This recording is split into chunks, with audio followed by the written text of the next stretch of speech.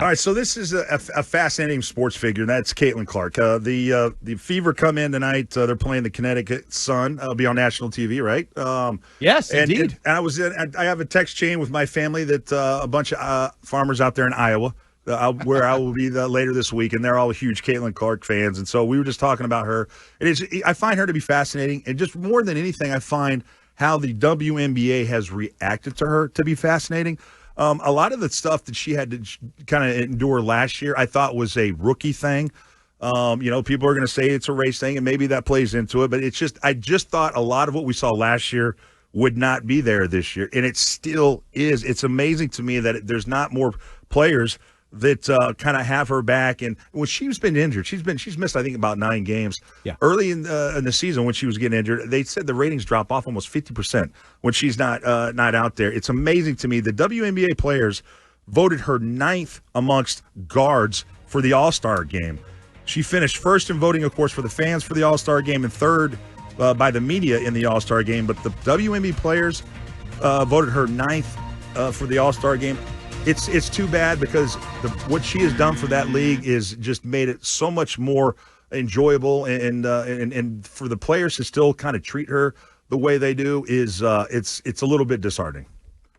I have thoughts. Please share them. We're through all three. I love the word that you used, fascinating. You're fascinated by Caitlin Clark. It's psychology. It's an interesting case of psychology for me. And what you didn't say is, I love Caitlin Clark, because I don't know if I love Caitlin Clark. I am fascinated by her. I watch her. My eyes are drawn to her games. I want to know what's going on. We're the same here. Yeah, go. But I see activities, actions, demeanor, things that could rub me the wrong way, and I only watch every once in a while. This is good, yep. If I dealt with that on a daily basis, I might not like her. Like there's for everybody it just feels like the entire league doesn't like her. Correct. What is it about her that I'm not seeing that maybe they have an issue with? You don't think because just me from watching from afar and the stuff that I've seen from Caitlin, I get the small feeling that she has kind of a chip on her shoulder. 100%. Do you guys get that? Yes. Yeah. So does LeBron James, and so does Tom Brady. I was just going to ask you a few rhetorical questions about because what's your opinion of LeBron James? I hate him. Right, but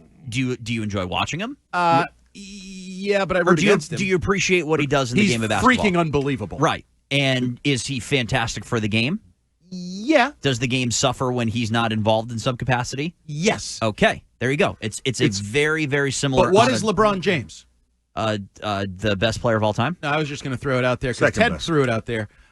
Second best. Get the hell out of here with that. He's a young kid. That almost snuck through. He never seen Jordan. But this is part of the discussion. So I don't say this to create controversy. LeBron James is black, right? Right. In a league that is dominated by black players. Sure. Caitlin Clark is white in a league that is dominated by black players. Yeah, it's a factor. Yeah, it has to be. I do think that the media makes the race thing out a little more than it is. I really do. I don't think the players are. She's white.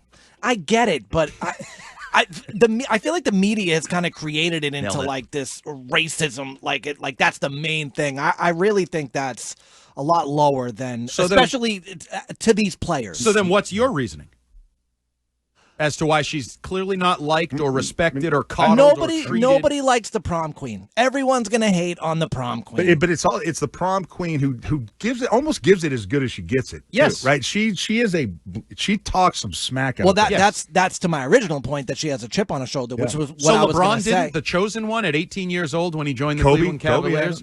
They had chips on their shoulder. They were the chosen ones, and I did not see the type of but you're missing pushback. You want to know why? And God forgive me. No, Jesus Christ, Andy.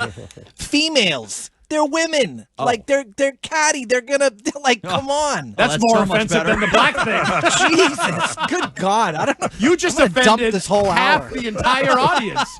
I was only going with a percentage, but you just. So you really think that's what it is? I think it plays a part of it, yes. And I do think that the media plays up the race thing more than it actually is to these players on the court. And I'm not, listen, I love women. Like, I'm not, but I mean, you just watched Some of my best friends are women. But, you just finished watching Love Island. Like, I went to high school with a woman. They tend to fight with each other. I'm with you. My wife has brought this up. We've watched games, and she is a woman, I'm pretty sure about that after these years. She's brought this up, that women are catty. Like there's a woman's nature. I have a son who plays college in sports and a daughter. the drama with my daughter's teams are just like, Yes. I mean, Exactly. they're incredible compared to my son who doesn't have to deal with that. There's a lot of drama on those on the female teams for sure. And there's even layers. Like sexuality is a thing that is a story in women's sports, in the WNBA at different levels. So that's another layer in here. But the word Ted used is the right word. Fascinating. This is going to be studied in documentaries and books because she's not going anywhere.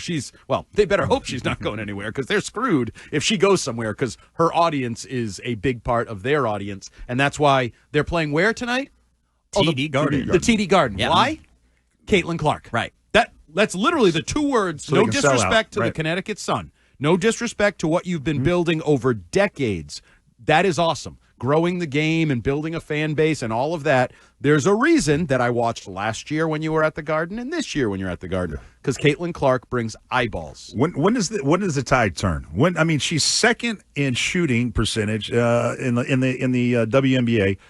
9 assists per night, almost 17 points per game, yet the players vote her the 9th best guard. So I think when does that change? When the old guard changes. I think when some of the longer time female WNBA players age out, because Caitlin Clark and Angel Reese, I think Angel Reese gets it. I think Angel Reese loves it. I think Angel Reese has played this rivalry with Caitlin Clark like a fiddle for her own benefit. She was making how many Imagine millions? if she could make a layup at too. LSU. But that's my point.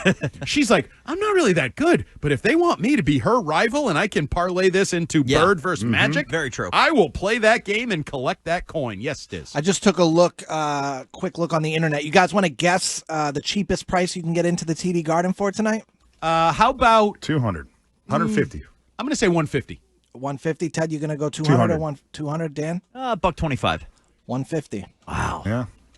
That's balcony up in the balcony. I mean, That's awesome. That's Yeah. great. Yeah. I mean, that's similar. We're talking about Coldplay. Coldplay tickets were selling for that. Like, that's impressive. I'd love for an WNBA team to come here. I think and there's been talk of it. There has been talk of it. They want one. And I like it. They have the best sweatshirts in all of sports because they have that all orange sweatshirt with just the WNBA logo on it. Is sweet for somebody who loves loves orange. You got love one, me Finn. some There you go. orange.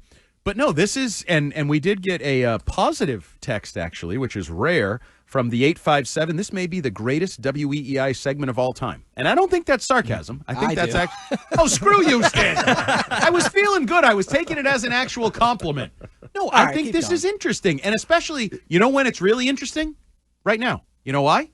There's nothing happening. There's an all-star game tonight that some people may or may not watch. Zach. It may or may not matter. Even baseball guys may or may not watch it. Yeah. This is a good time. Tomorrow will be the ESPYs. This is the dead time in the sports counter. I'm not saying if Caitlin Clark was in town on the same day that the Celtics were well, that couldn't happen, but the Celtics were playing somebody and the Bruins had a game and Patriots open camp. Okay, no. But right now, this is a big story in sports, and also women's sports are growing. Like, just get used to it. You don't have to like it. You can be sexist and old school, and there's only 4 sports, and they're played by men and all that.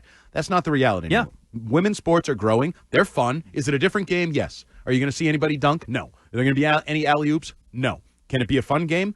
Absolutely.